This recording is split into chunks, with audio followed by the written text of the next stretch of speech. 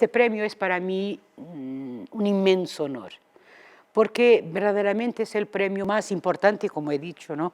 El premio más importante en el mundo iberoamericano, ¿no? Quiero decir, en la lengua portuguesa y en lengua española, porque de Portugal solo dos poetas lo han tenido, Sofía de Melo Breiner y Nuno Judis, y de Brasil, en lengua portuguesa, João Cabral de Melo Neto.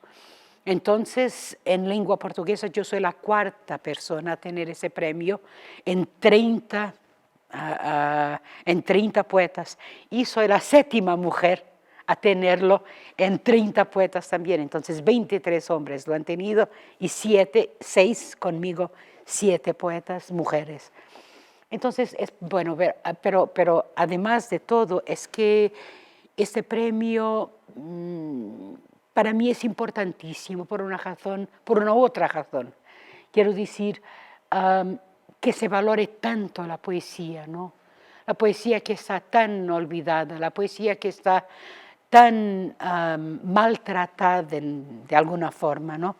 Porque no es un premio de ficción, de literatura, quiero decir, pero es un premio dirigido, un premio expresamente hecho para aquella que es para mí el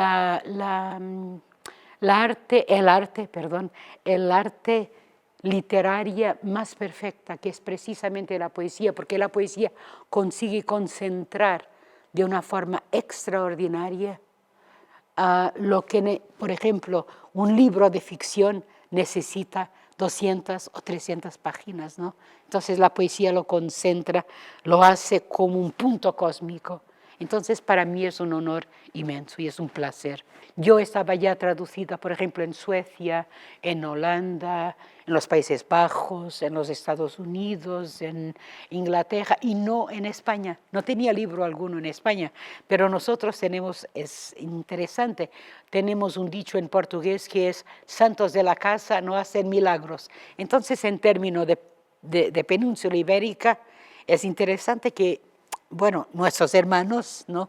Aún no estaba, mi primer libro fue Oscuro, hace unos años con Olifante, y es una edición preciosa, además, de Luis María Marina, la traducción, salieron algunas recensiones, pero poquitas, y después fue con Sexto Piso, claro, y ahora con ese premio, y ahora va a salir Mundo, mi próximo libro, va a salir en marzo, y claro, y bueno, y más libros míos.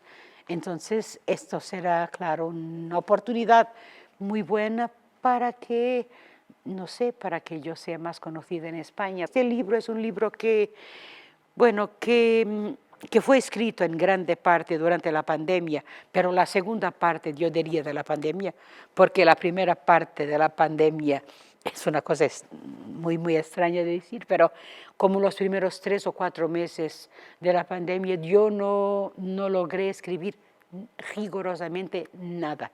No conseguí escribir nada porque estaba tan aterrorizada como toda la gente, ¿no? Y fue todo tan horrible que no conseguía, pero después comencé a escribir, entonces alguna parte fue escrita durante la pandemia, la segunda parte de la pandemia, y ese libro de alguna forma liga también o conecta también lo más cotidiano, lo más del día a día, ¿no? Lo más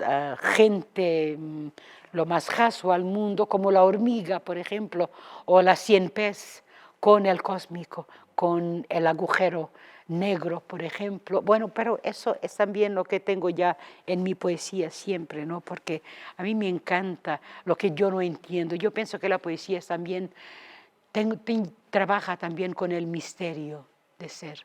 Ese primer libro que salió, yo tenía ya 33 años, entonces es interesante porque yo no me arrepiento, se dice así, de nada de lo que escribí en ese libro, porque fue un libro ya de alguna maturidad, ¿no? Quiero decir, yo no era una chica muy joven cuando lo ha compuesto, porque los poemas ya estaban allí, ¿no?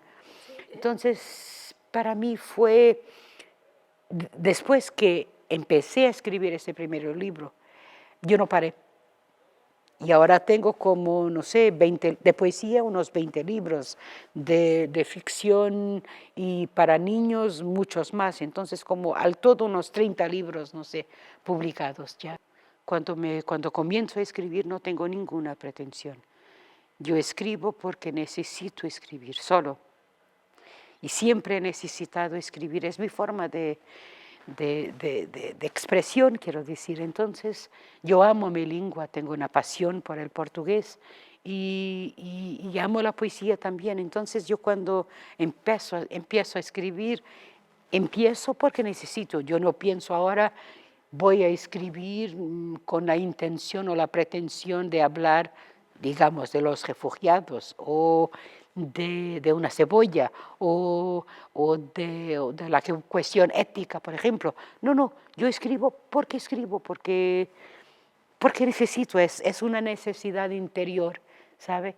Y claro, pero como el mundo está a mi alrededor y como las cosas todas están a mi alrededor y porque para mí todo puede ser puesto en poesía, todo es poetable, digamos, entonces yo puedo hablar de una patata para hablar de la integridad, o puedo hablar de una cebolla, o puedo hablar de Einstein o del agujero negro, o bueno, de lo que sea, de la soledad, del amor, de la muerte, todo puede venir para la poesía, porque nosotros somos porosos al mundo, ¿no?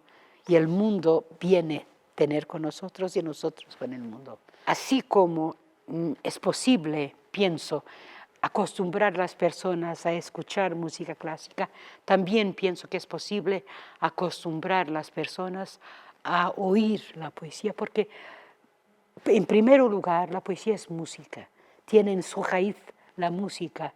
Entonces, para enseñar poesía, lo más importante es hacerla oír, ¿no? No enseñar un poema analizándole con figuras de retórica, no sé qué, no, primero que todo, oír. En mi discurso yo doy el ejemplo de Santa Teresa de Ávila y de esos versos maravillosos, ¿no?